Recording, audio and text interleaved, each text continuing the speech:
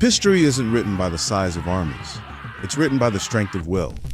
October 2024, Tsushima Island. 200 samurai warriors standing at the edge of the world, staring down an invasion force of 50,000. Kublai Khan's Mongol Empire had never failed. They conquered from the Pacific to Eastern Europe. Every nation they targeted fell. But these warriors, they weren't going to make it easy.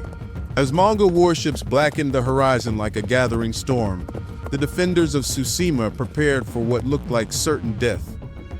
Led by the legendary Sō Sukekuni, these samurai understood something the Mongols didn't. That true strength isn't measured in numbers, it's measured in spirit. What happened over the next 72 hours would shake the foundations of the most powerful empire on Earth and change East Asian history forever. This is the story of the Battle of Tsushima. By 1274, Kublai Khan wasn't just a ruler, he was the ruler.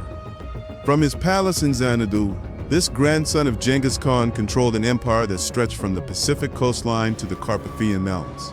The Song dynasty of China conquered. Korea subdued. But there was one jewel still out of reach, Japan. And Kublai Khan didn't do unfinished business. In 1268, Korean merchants brought terrifying news to Japan. Along the Korean peninsula, over 900 warships were under construction. These weren't ordinary vessels. Mongol engineers had designed flat-bottomed ships specifically for invading Japan. Vessels that could carry hundreds of warriors, horses, and something truly terrifying, explosive bombs filled with gunpowder and shrapnel. Japanese warriors had never seen anything like it. Spring 1274, Kublai Khan sent his final message to Japan's imperial court: submit and keep your autonomy under Mongol protection, or face total annihilation. The response from Kyoto? Silence. A deliberate insult. The Khan, who had never known defeat, began moving his chess pieces into position. The target? Tsushima Island, Japan's first line of defense. To command this massive force, Kublai selected General Liu Fuqing, a veteran of the Korean campaigns. The invasion fleet would carry a multinational army: Mongol heavy cavalry, Korean infantry, Chinese siege specialists, a combined force unlike anything Japan had ever faced. The invasion that would test the limits of samurai courage was about to begin. While Mongol warriors learned to fight from horseback before they could walk, the samurai of Tsushima had spent generations mastering something else: coastal defense. Their training started at dawn, every day, practicing with the heavy curved katana until their arms burned, hoeing techniques passed down through centuries. But Sō Sukekuni knew something crucial. Fighting the Mongols head-on would be suicide. Tsushima's rocky coastline created natural bottlenecks, places where even a handful of defenders could hold off hundreds of attackers. Sukekuni positioned observation posts along cliff tops, connected by signal fires that could spread warnings across the island in minutes. His men memorized every cave, every hidden cove, every narrow path. They stockpiled arrows in strategic locations, prepared hidden routes, turned the entire island into a weapon. The samurai had one major advantage: their armor. Unlike the Mongols' lighter leather and scale armor, Japanese warriors wore plates of lacquered iron laced with silk cord, superior protection against arrows while remaining flexible for close combat. But their real advantage? The samurai code. Surrender simply wasn't in their vocabulary. Early autumn, scouts reported increasing Mongol activity along the Korean coast. Sukekuni gathered his 200 men and explained his unconventional plan. They wouldn't meet the Mongols in open battle. Instead, small teams would strike landing parties, retreat to prepared positions, then strike again from unexpected directions. They would fight asymmetrically, use the island itself as their weapon. Each warrior wrote a death poem, a samurai tradition acknowledging the likelihood of sacrifice while affirming their determination to die with honor if necessary. One young samurai captured their spirit perfectly. The autumn storm brings waves of invaders, but like the pine, we bend, never break. October 5th, 1274. Dawn. A lone fishing boat slipped into Tsushima's harbor under cover of mist. The crew brought chilling news. The Mongol armada had departed with the autumn tide. The invasion fleet stretched across the horizon, hundreds of ships moving like a floating city across the strait. Signal fires blazed along the coast. Farmers and fishermen evacuated to mountain strongholds, burning what they couldn't carry. In the fortress armory, samurai methodically checked their equipment one final time. The air filled with ritual incense as warriors made their final preparations, both practical and spiritual. Sukekuni had learned the Mongol battle plan through Korean informants, simultaneous landings at multiple beaches, overwhelming defenders with sheer numbers. But the Mongol commanders had fatally misunderstood their opponent. They expected conventional warfare. Instead, they were about to walk into an intricate web of ambush points and killing zones. Dusk, October 8th. The first Mongol scouts appeared on the western horizon. The massive invasion fleet had taken longer to cross than expected, fighting contrary winds that seemed to protect Japan itself. As night fell, the temperature dropped sharply. Dark clouds gathered. The sea grew restless.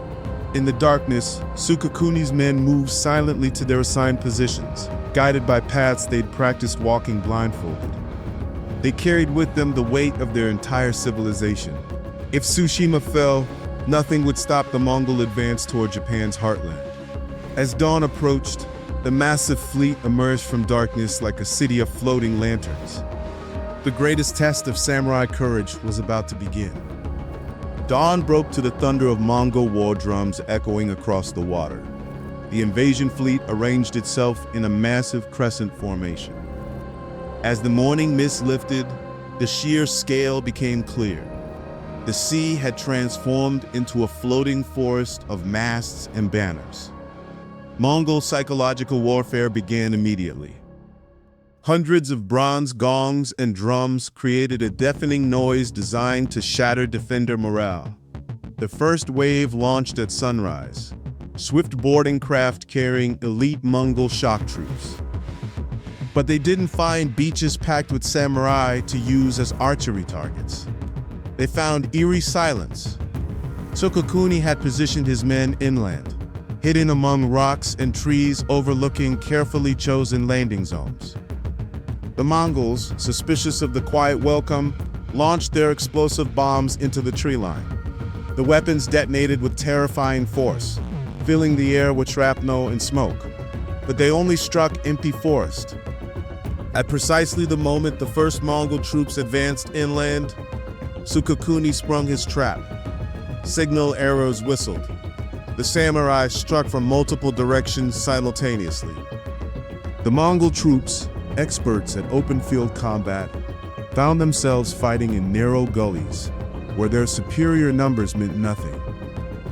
Their devastating arrows proved less effective among rocks and trees, where samurai could close to sword-fighting distance. The fighting was unlike anything in Mongol military chronicles. Rather than massing for battle, the samurai fought in small, coordinated teams, striking hard, retreating before reinforcements arrived, then striking again from another direction. Mongol commanders, accustomed to directing large-scale battlefield maneuvers, found their commands thrown into chaos as they chased phantom opponents through unfamiliar terrain. By midday, frustrated Mongols committed more forces. They used Korean warships to launch massive barrages of arrows and explosive bombs, forcing the samurai to adapt. Sukekuni ordered his men to pull back to secondary positions, drawing the invaders deeper into the island's interior.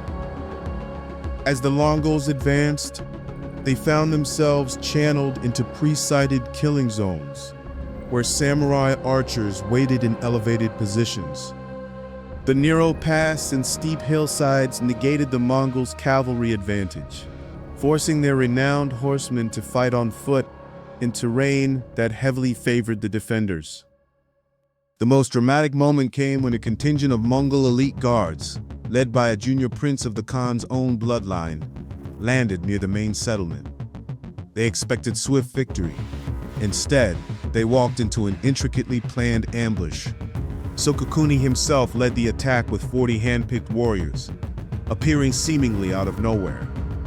The clash was brief but decisive. The prince's entire guard was annihilated. The young Mongol leader fled back to his ship, an unprecedented humiliation for the Khan's family. As afternoon storm clouds gathered, the battle entered its most brutal phase. Mongol commanders, stung by their failures, abandoned careful strategy in favor of overwhelming force. They began landing troops en masse, accepting heavy casualties to establish beach holdouts. The fighting moved inland, where the samurai's intimate knowledge of terrain proved decisive. In the dense forest near Mount Mitake, 20 samurai held off over 300 Mongol troops by channeling them into a narrow valley. The defenders had prepared hidden pits and carefully positioned logs that could be released to roll down slopes. When the Mongol force entered the valley, the samurai unleashed their trap. Elite Mongol warriors who had conquered nations fell to basic but lethal engineering. At the northern beaches, the invaders finally landed their prized cavalry units. The sight of Mongol heavy horses in distinctive lamella armor charging across the beach would have struck terror into most armies. But Sō Sukekuni had prepared for this moment. His men had spent weeks burying sharpened stakes in the sand, concealed at precisely the height to impale charging horses. The cavalry charge became a massacre, not of samurai, but of the Mongols' finest horsemen. The most extraordinary clash came at dusk. Korean Marines armed with distinctive long spears had fought to high ground overlooking the main harbor. They were about to signal the fleet to land reinforcements when 60 samurai burst from hidden positions. In the close-quarters forest battle that followed, the Korean spears, devastating at range, proved unwieldy. The samurai, with their shorter curved swords, closed the distance and systematically destroyed the Korean unit. Not a single signal fire was lit. As night fell, nature itself turned against the invasion. The autumn storm that had been threatening all day finally broke. Wind-driven rain lashed the coast, creating hazardous conditions for ships attempting to land more troops. The Mongol commanders faced a critical decision: continue in dangerous conditions or withdraw to safer waters. Their hesitation proved costly. In the darkness and driving rain, Sō Sukekuni launched his boldest attack yet. Small boats piloted by local fishermen carried samurai raiders out to the anchored transport ships. They struck simultaneously at multiple vessels, setting fires, cutting anchor lines. Confusion spread through the fleet as burning ships, driven by wind, threatened to collide with other vessels. The storm's intensity grew throughout the night. Lightning illuminated chaos, Mongol ships fighting both weather and sporadic samurai attacks.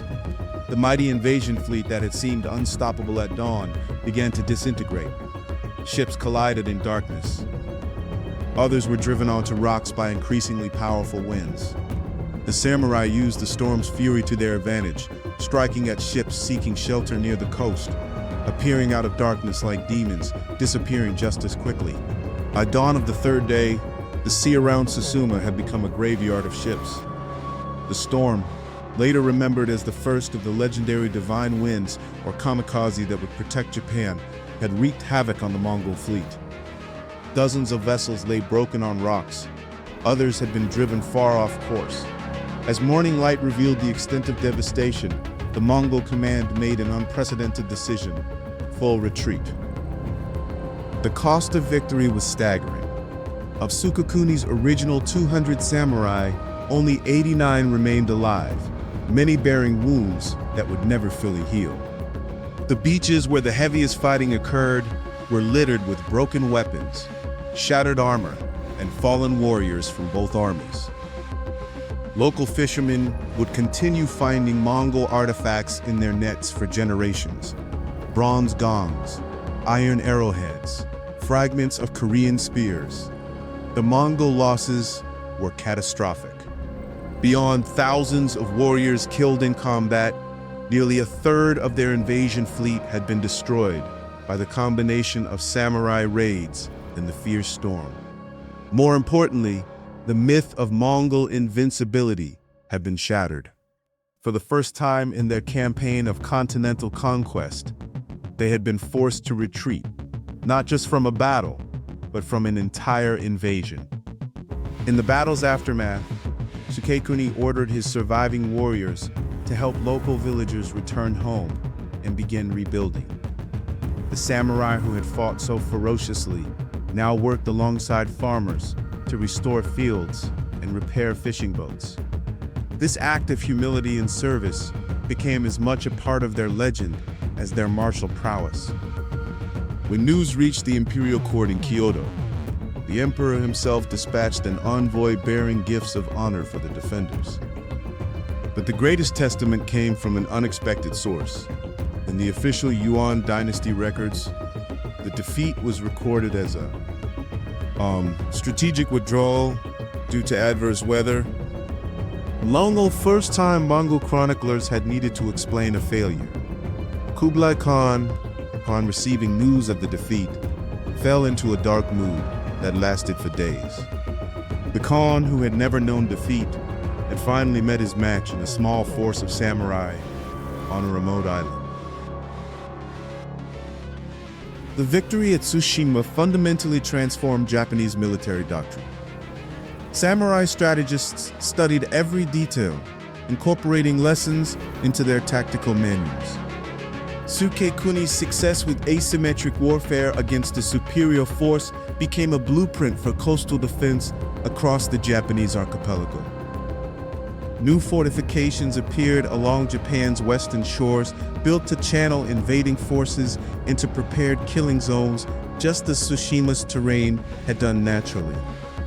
These defensive innovations would prove crucial during the Mongols' second invasion attempt in 1281, where an even larger fleet would meet an even more devastating fate. Kublai Khan's response revealed the defeat's psychological impact.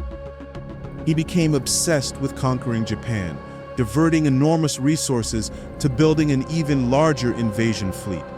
This fixation would ultimately contribute to the Yuan dynasty's decline, as astronomical costs drained the imperial treasury. Contemporary court records describe him demanding daily updates on shipbuilding progress, obsessively studying maps of the Japanese islands. The Khan who had conquered China found himself unable to sleep, haunted by the knowledge that a small force of samurai had thwarted his ambitions. The battle's influence extended far beyond military affairs. Japanese culture experienced a surge of confidence and national pride reflected in art, literature, and architecture. Zen Buddhist temples commissioned elaborate scroll paintings depicting the battle, where samurai warriors were often portrayed alongside divine figures, testament to the spiritual significance attributed to the victory. The tale of Tsushima's defense became central to samurai educational literature, taught alongside classics like Sun. Perhaps most remarkably, late 20th century archaeological excavations began uncovering physical evidence confirming many details previously known only through written accounts. Marine archaeologists discovered Mongol ships preserved in the silt of Tsushima's bays, their wreckage still containing weapons, personal items, and even suits of armor. These artifacts now rest in museums across Japan, tangible connections to one of history's most extraordinary military engagements. The defense of Tsushima stands today as more than just a remarkable military victory. It represents the power of human will against overwhelming odds. In an age of increasing mechanization and technological warfare, the battle reminds us that courage, preparation, and innovative thinking can overcome seemingly insurmountable advantages in numbers and equipment. The samurai of Tsushima, fighting for their homes and their way of life, prove that the human element remains the most crucial factor in any conflict. Their example continues to inspire military theorists, cultural scholars, and anyone facing their own impossible odds. Modern visitors to Tsushima can still walk the beaches where this epic clash took place. The island's museums preserve arrowheads, sword fragments, and pieces of armor recovered from battle sites. But perhaps the most poignant reminders are the small stone markers scattered across the island, marking spots where samurai made their stands. These simple monuments, weathered by centuries of wind and rain, bear silent witness to one of history's greatest examples of how skill, strategy, and indomitable spirit can change the course of nations. 200 warriors against 50,000. Impossible odds. Yet they stood their ground, and they changed history. Because sometimes, the greatest weapon isn't the size of your army, it's the strength of your spirit.